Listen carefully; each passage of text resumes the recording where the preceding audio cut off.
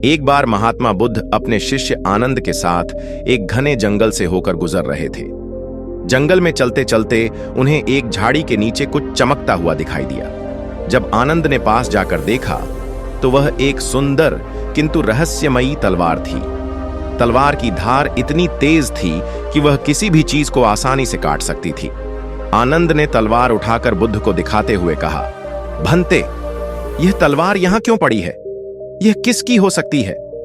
बुद्ध ने मुस्कुराते हुए कहा, आनंद, यह तलवार सिर्फ धातु का टुकड़ा नहीं है, बल्कि यह अज्ञान, क्रोध और अहंकार का प्रतीक भी हो सकती है।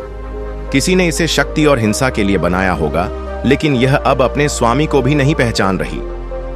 आनंद को आश्चर्य हुआ और उन्होंने पूछा, गुरुदेव, हमें इस तलवार का क्या करना चाहिए? बुद्ध ने शांति से उत्तर दिया, आनंद, इस तलवार को वहीं छोड़ दो। इसकी शक्ति हिंसा में है, लेकिन हमारा मार्ग अहिंसा का है। तलवारें बाहरी शत्रुओं को काट सकती हैं, लेकिन आंतरिक शत्रु काम, क्रोध और लोभ को नहीं मिटा सकती।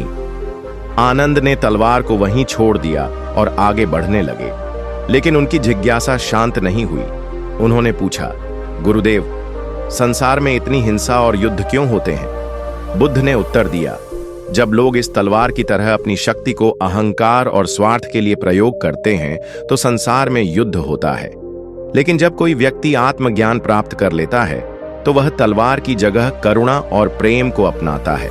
सच्चा विजेता वह नहीं जो दूसरों को पराजित करता है, बल्कि वह है जो अपने भीतर की बुरी प्रवृत्तियों को जीत लेता है।